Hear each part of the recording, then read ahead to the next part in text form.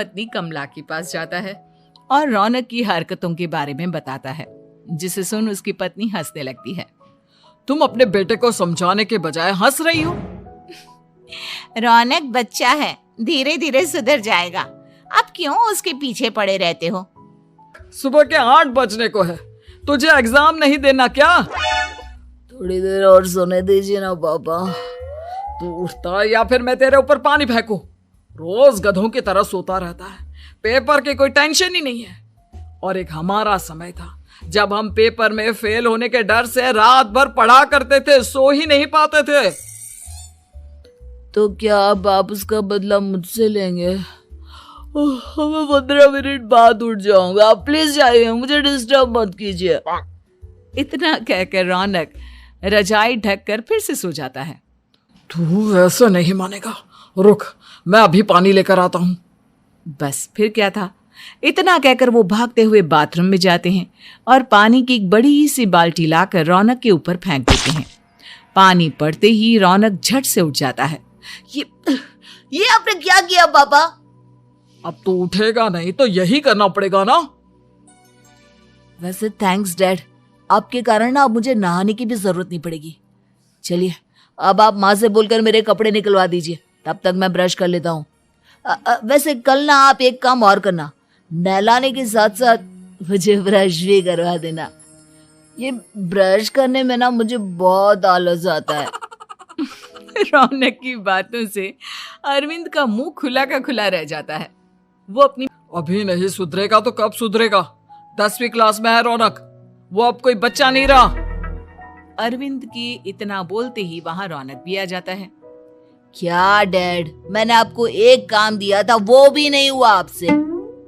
अरे क्या हुआ बेटा?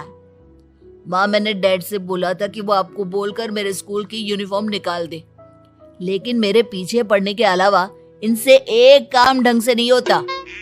देख रही हो कमला, देख रही हो अपने लाडले को? अरे आप चुप रहिए जी। चलो बेटा, मैं तुम्हें कपड़े निकाल कर दे देती हूँ बस। ऐसे ही साल पर साल बीतते जाते हैं, लेकिन रौनक के रवैये में कोई बदलाव नहीं आता।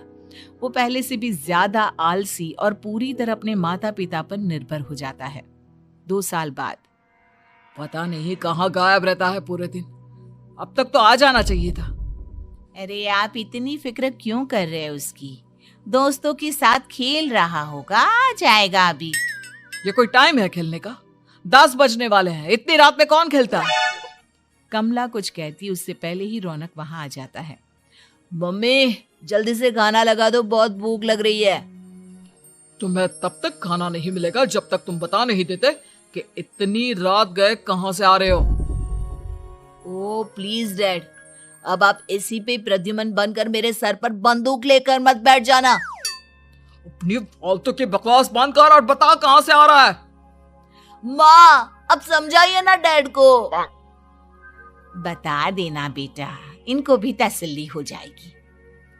आप बोल रही हैं तो बता देता हूँ, मैं दोस्तों के साथ मूवी देखने गया था, इसलिए देर हो गई।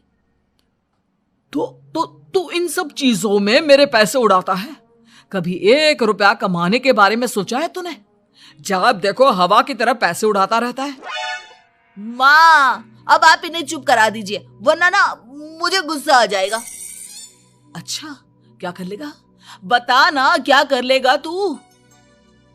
वैसे बात तो ठीक ही है, मैं कर ही क्या सकता हूँ। पैसे तो फिर भी मैं आपसे ही मांगूंगा ना। चलिए अब ये सब बात छोड़िए और मम्मी मेरे लिए खाना लगा दीजिए। अभी लगा देती हूँ बेटा।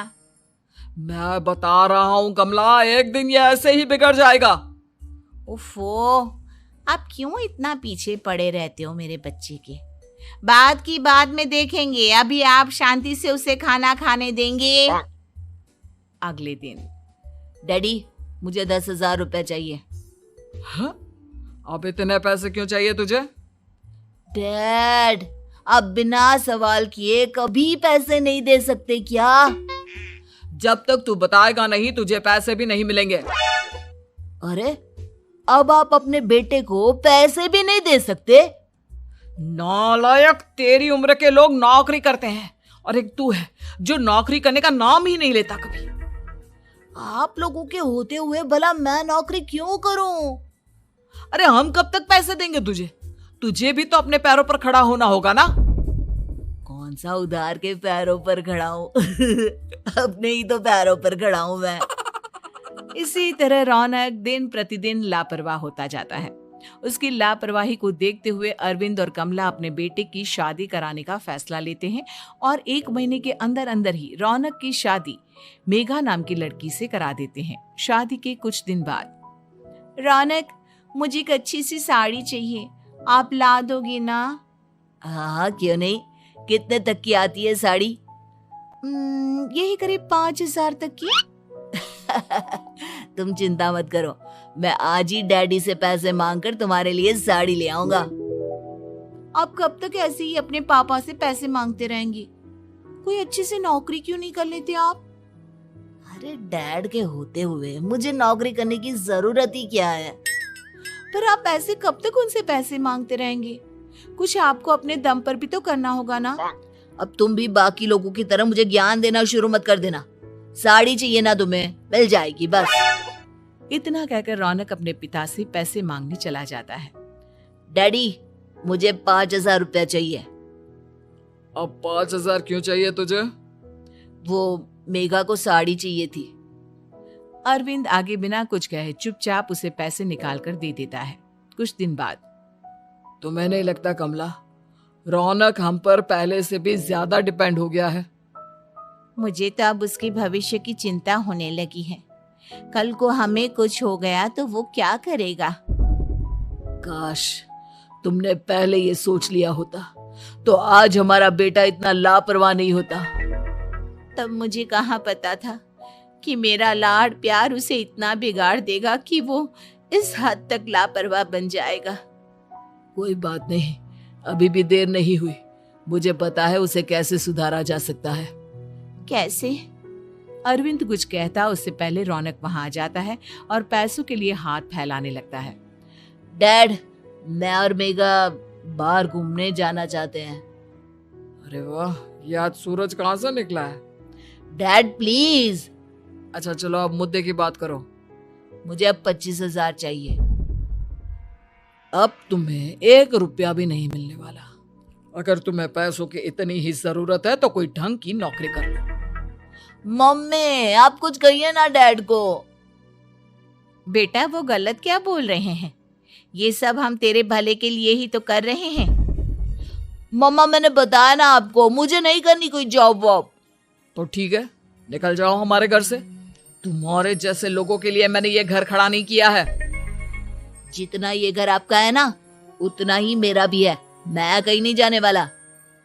जाना तो पड़ेगा ही तुझे, क्योंकि अब मैं तेरा कोई भी खर्चा नहीं उठाने वाला। ठीक है, मत उठाइए मेरा खर्चा, मैं अपने दम पर भी जी सकता हूँ। तो बेशर्मों की तरह अब तक यहाँ क्यों खड़ा है? अपना सामान ले और निकल जाए यहाँ से। रौनक पैर पटकते हुए वहां से चला जाता है। घर से निकालना जरूरी है क्या उसे? बिना पैसों के कौन रखेगा उसे किराए पर? अगर उसका भविष्य सुधारना है तो हमें अपने दिल पर पत्थर रखकर ये कदम उठाना ही होगा। दोनों बात कर रहे होते हैं कि रौनक अपनी पत्नी के साथ एक बड़ा सा बैग लेकर घर से निकल जाता है, लेकिन घर से बाहर उसे कोई भी मुफ्त में अपने घर किराए पर नहीं रखता। अंत में थक हार कर वो फिर से अपने घर चला जाता है। क्या हुआ? थोड़ी देर पहले तो दहाड़ते हुए घर से निकला था, अब क्या हुआ? नहीं रखा ना किसी ने तुझे किराए पर? डैड प्लीज, मैं कुछ दिनों में कोई अच्छी सी नौकरी शुरू कर दूंगा। आप तब तक तो हमें रख लीजिए प्लीज। सुबह से रात हो चुकी है लेकिन कोई हमें रखने को राजी नहीं है।